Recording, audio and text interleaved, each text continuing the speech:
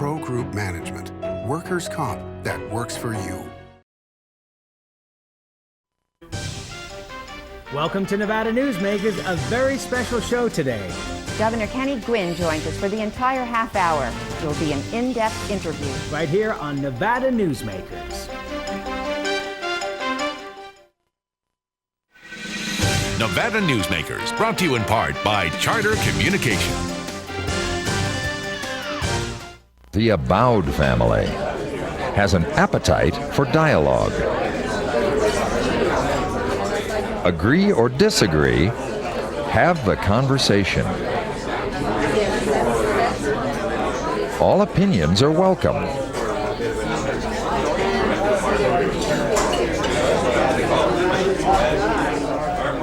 Since 1977, Adele's.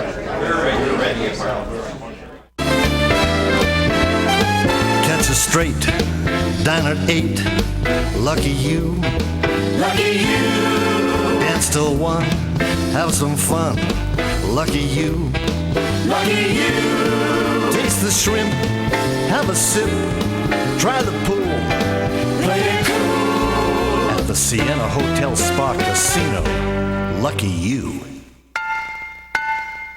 Yeah! The biggest risk your company can take. Well, Barbara, you did very well on your interview. Hiring employees can help your business get to the next level. And your resume looks outstanding. And it can also expose you to corporate crimes and costly lawsuits that can bring your company to its knees. So, we'd like to offer you a position. Before you hire another employee, hire the professionals at Employer Links. Call today to get our free CD-ROM, The Top 8 Risk of Hiring Employees. This is Nevada Newsmakers with Sam Shad, political analyst Ande Engleman on No Holds Barred Political Forum. Now, from the News 4 Broadcast Center, here's Sam Shad. And welcome back to Nevada Newsmakers. We are very proud and happy to have with us the Governor of the State of Nevada, Governor Guinn. Pleasure to have you here, sir. Sam, you guys, it's my pleasure to be here. Finally, we get you in our own studio. Yes. Okay, let's dive right into it. Jim Gibbons wants to have an education initiative where he has the education funded right out of the budget, right off the top, from being dealt with by the legislature. Is that something that you agree with? Well, certainly it's an issue that we ought to look at after this last legislative session. When anything as important as education gets decoupled from the rest of the budget, it can cause serious concerns, and certainly it did this last legislative session.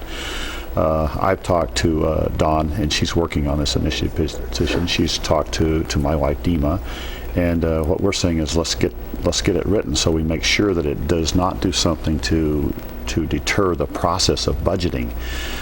There is only one issue that I can think of, but ever how it's written, and it's being written now, and so you really have to wait till you see it in writing, and you should do that on any petition because it can become very serious for you if it's misworded. So I'm waiting to get that, to look at it, but you want to be very careful so that it doesn't prohibit you if you pass the education budget early, that you couldn't come back and do something towards the end of the session to improve it. Because if you just put your money in, say in the middle, and then you get some updated figures on May 1st from the Economic Forum and you've got more money, then you could have left it out for education. And so we'll want to watch that very carefully. But the legislature could increase. Right. But they could reopen the budget. I mean, they've done that before. The budget, you can, but it's always difficult. Now, if it's sent over to the governor, and that was one of these issues when people were saying to me, send the budget back. There's only one way that a governor, once a bill has been passed, and if it's sent over to me as it was this last time, there's only one way I can get it back, and that's to veto it. Now, there's a couple of ways the legislature can get it back. They can ask for it back on a concurrent resolution, right, which they could do. And I even said to them this last time, look, if you'll just ask me as leadership, I'll send it back. But when something comes over that's been passed at 71%, now we should clarify that. It was 56% on the Assembly side and 80+% on the Senate side. The average is 71. But I have to be very careful to say I'm going to veto something of that nature because it looks like I'm an obstructionist when the majority of the people and majority rules. And so we'll have to get that to make sure that it wouldn't be adverse to education. But it would, if it prohibits decoupling it from the rest of the budget, because it always comes over in totality. In my budget, it went over there the way you would hope that it would be. Okay, so bottom line, Governor, you're in favor of this as long as you can increase it later on. As long as they have some flexibility, so that if you say, well, we did this in March, and then in April, May, the figures change, you want to be able to go back, because you're going to say, well, we'd like to do that, but we just don't have the money. And then if the revenue stream shows you're going to get more, you want to be able to add to that. And generally speaking, what they add to at the end of every year that I've been around now for 19 sessions, and this session was no different, when they add more at the end, when they get the new figures, or if they do something different in the tax structure like they did this time, the one that really benefits the most from it has been always education, and we don't want to eliminate that. I think what they're looking for is to eliminate it so that you can't decouple education and hold it hostage from the rest of the budget. Right. Yes. As was done this time. Yes. Governor, we know, though, that we're going to start out next session with a shortfall. Yes, we are. And you're not going to bring any new taxes. Are you going to ask for higher fees on existing taxes and higher rates? No. I believe that, it was, almost 13 years since we've looked at a revenue stream in this state, and it was difficult. I knew we had to do something 4 years ago, but I also felt I had the responsibility to make a number of cuts and rearrangements, which we did. Privatized. Look, I'm a Republican. I don't like taxes any more than anybody else does, but I like taxes more than I like not opening our schools or shutting down our convalescent homes. And we were at that point, and so I thought it was best for me to tackle this very difficult issue. And, okay, I'm sorry, Governor, because we have such limited time on the program. The bottom line is we have to have a balanced budget. If you know you've got a $200 million shortfall, the money has to come from somewhere. You got to cut something. Well, that's exactly and it's your job as governor to make that proposition. What are you going to do? It requires me to provide a balanced budget to the legislature, which I did this last time. If you'll remember, 2 years before we went into this session, I had to cut tremendously to balance the budget with no taxes. And I think at this point you're just going to have to come back, and at least my budget will be balanced, but it will have substantial cuts in it. We're starting out with anywhere between $225 and $250 million shortfall just on the basis. Now we'll get some new revenue, over $300 million. I strongly believe that, but that will be eaten up not by being able to run our business, but by making up for the action that was taken at the legislative session. Okay, so massive cuts. What are you looking at cutting? It's too early. We're watching already. I've already had a meeting with the cabinet, and we're certainly holding a hiring.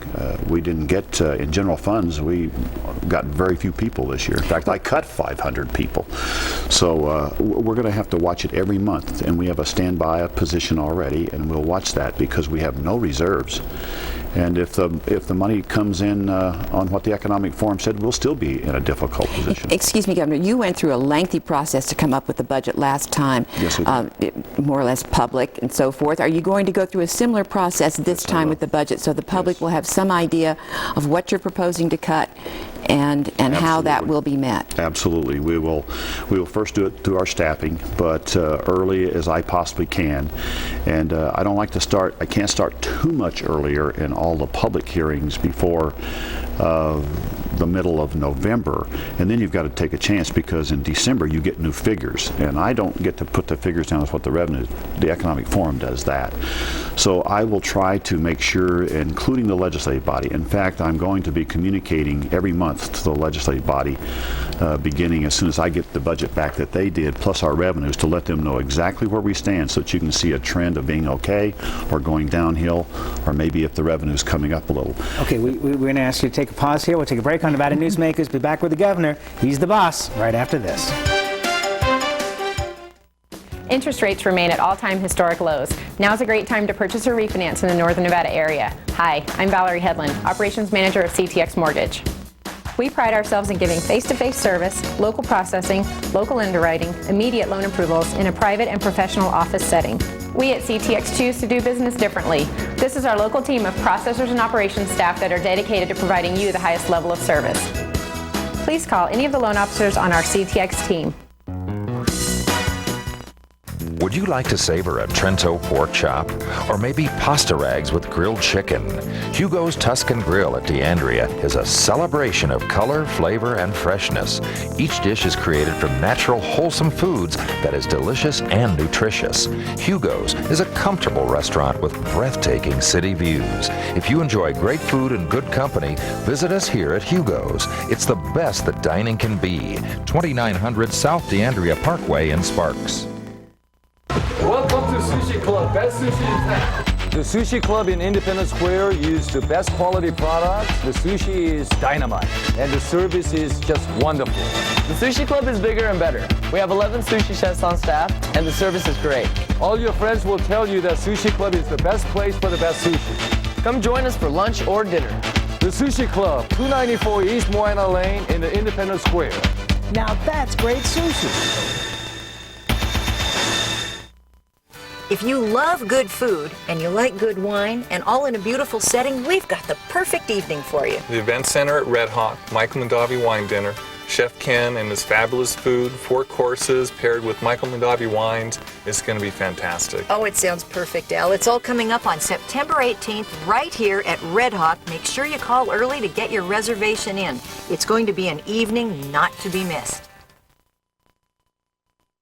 And now, back to Nevada Newsmakers with Sam Shad and Ande Engleman. And welcome back to Nevada Newsmakers. We're joined today by Governor Kenny Guinn, and it's a pleasure to have you here, sir.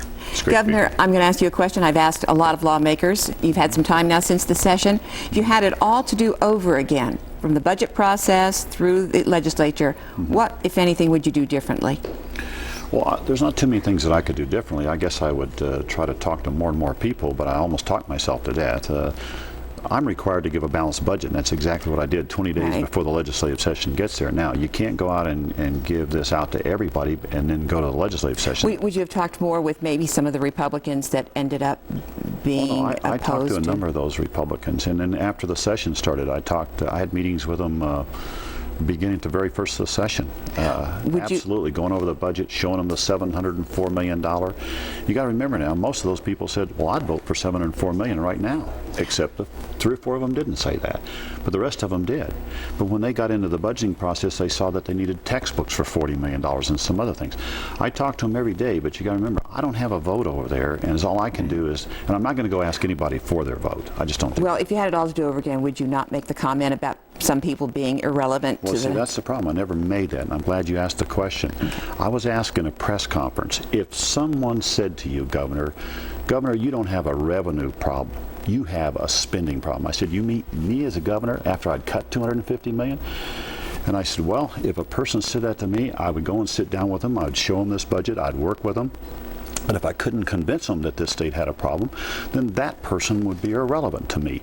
And then the media printed the next day, outside of the report, they presented the names of 2 people and named them, and that never came up. And I had to live with that. But look, I'm not a crybaby. Well, I just lived with it, and it was wrong. And in fact, I saw yesterday in your appointments, you appointed Kara Kelly from the Las Vegas Chamber of Commerce to a board on cultural affairs or something.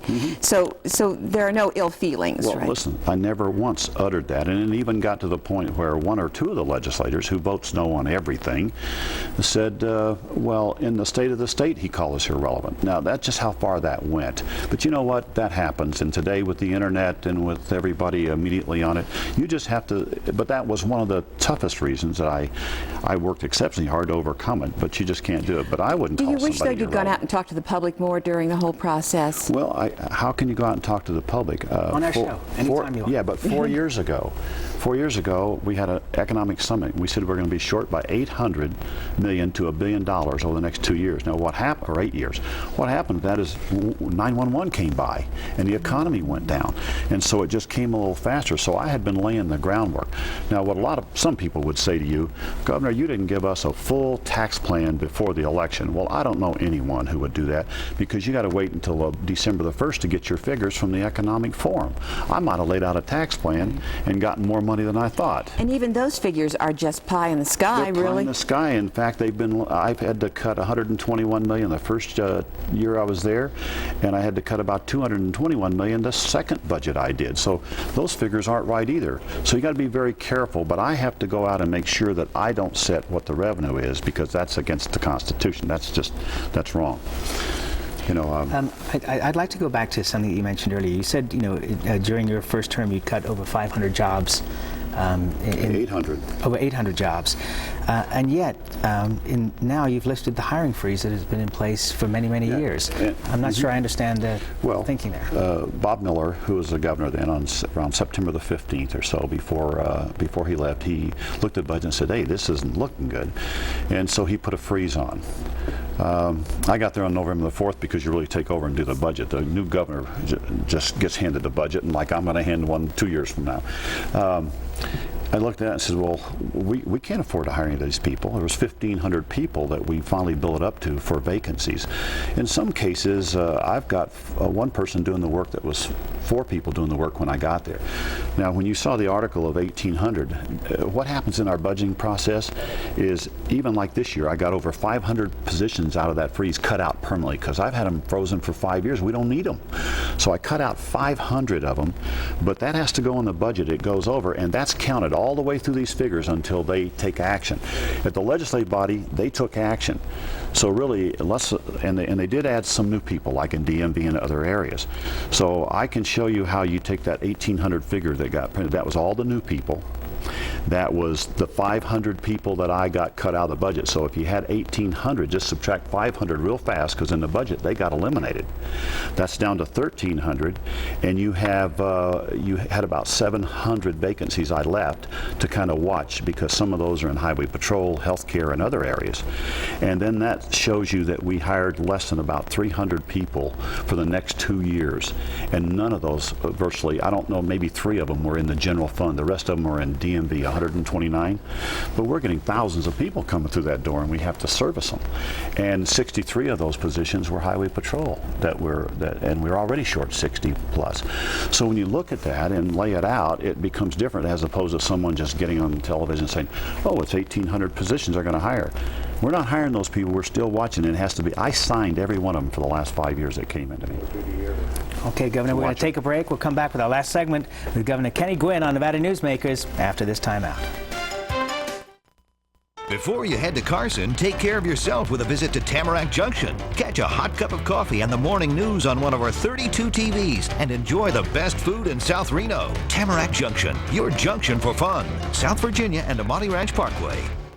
The Abowed family has an appetite for dialogue. Agree or disagree, have the conversation. All opinions are welcome.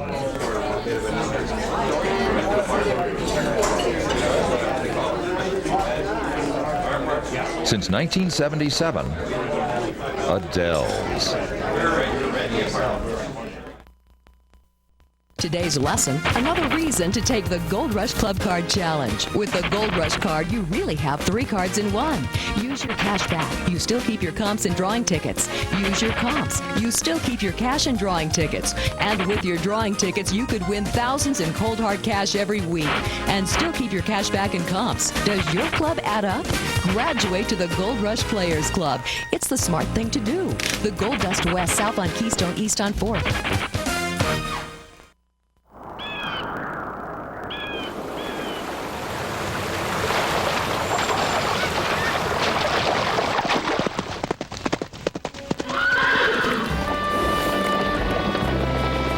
Sign up for Wells Fargo Free Checking. You get more than free checking.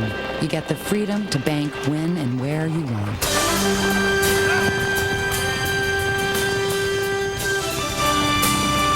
Wells Fargo, the next stage.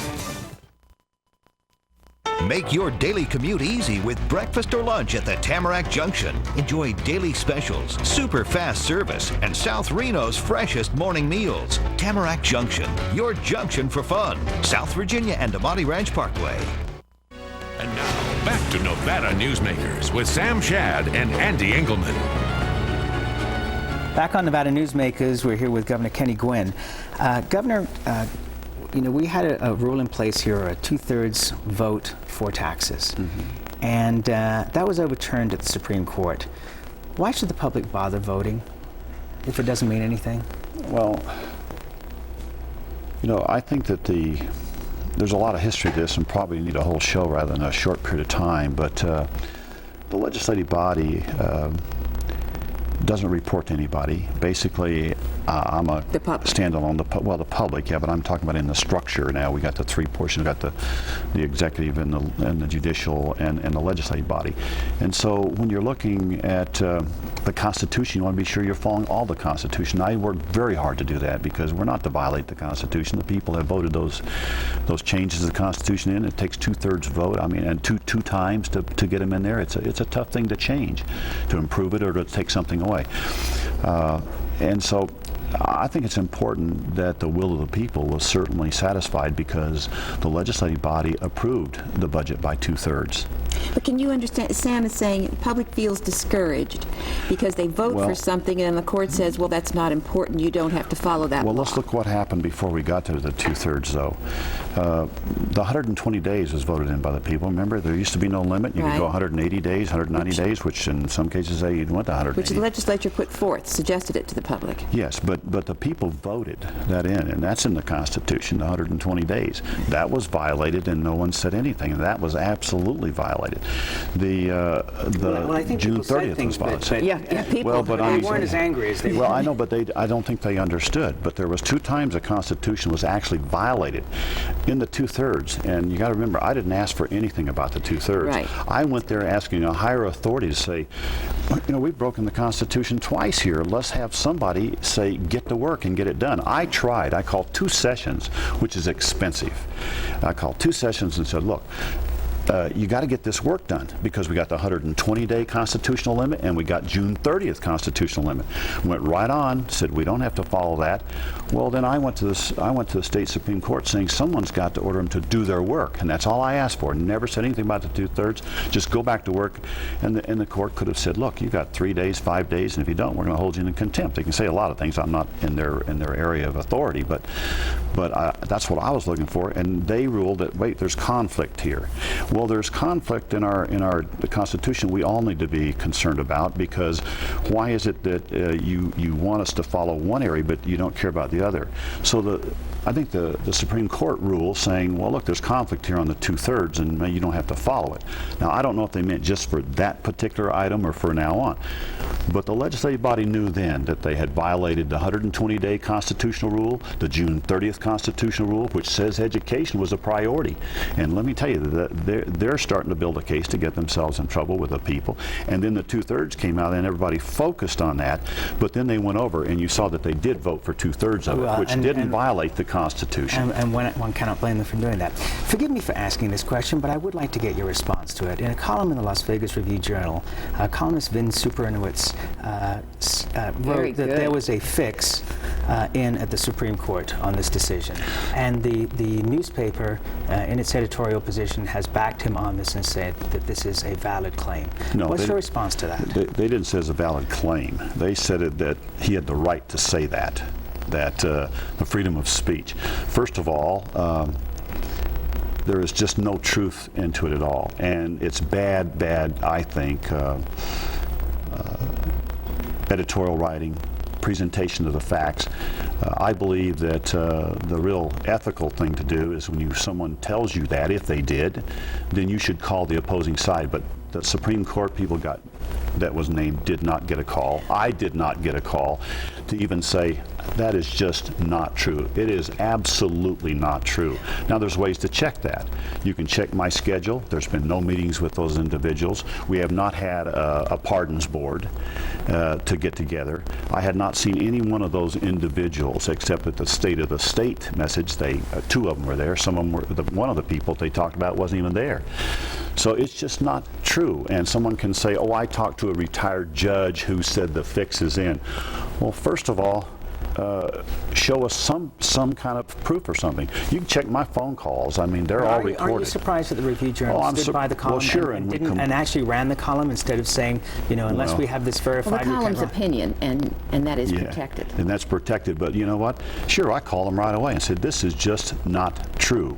And I think anybody, if I'm going to say something about you and it's hearsay, I ought to call you and say, if in fact did you do this? I've had people in this TV station, and I've had you come to me before and say, I've heard this. Is this true? Right. That's all they should have done. And then two sides of the story is presented. Well, and while we're on the subject, if you'll excuse me, but there were a lot of comments about gaming running your office and Billy Basiliadis being in and out of your office during this session. But so was Lynn Hedrick in my office, so were the new legislative bodies, so was the Assembly side, Richard Perkins, Barbara Buckley, so was Bill Raggio. I mean, we met almost every day. I was available. I just didn't go over to the session because that's not my place to be. It's their field. But I was available. I sat there. I didn't go to Southern Nevada. I sit there every day, and I'm available. And if you want to see a list of people that I met with, you just won't see Billy Vasiliadis or Pete. And look at the phone call. Sure, you're going back and forth. But how did they run my office when I put my budget in writing early, presented it to a statewide audience, and then as soon as we never even got a hearing on the gross receipt tax, some people liked it, some people didn't. I had some concerns with it. It came out of the legislature's tax force. They named it the governor's. Some people said, well, why did you sign that bill? First of all, it was by a resolution, unanimous vote of the Senate and the House over there. And you know what? It doesn't even come to me for signature. It's a resolution. But look who I appointed. Guy Hobbs and the Chamber of Commerce person. Governor, 3 Democrats. I'm going to cost myself a 30-second commercial here because I want to get an answer to one more question, which is, you're on the committee to re-elect President Bush, and yet at the same time, the state of Nevada is fighting Yucca Mountain, which President Bush is in charge of. How can you be on this committee? Well, I can be on that committee very easily because I don't think you judge anybody. I wouldn't judge you or Andy, and I've known you for quite some time now, and I would hope that you wouldn't judge me, and you wouldn't, as fair-minded people, on one issue that we have a disagreement. Ronald Reagan, great man, always said, listen, if 80% of the people plus agree with you, they're your friends. I've been married for 47 years, and my wife and I have had a great relationship and hope to continue that for years to come. And we have disagreements. I'm looking at the holistic body of an individual. Governor, so that's the reason. I think we've got your answer, and But I vetoed his action. Will you come back again, please? Yes, I will. We need more time. We'll be back on Nevada Newsmakers after this.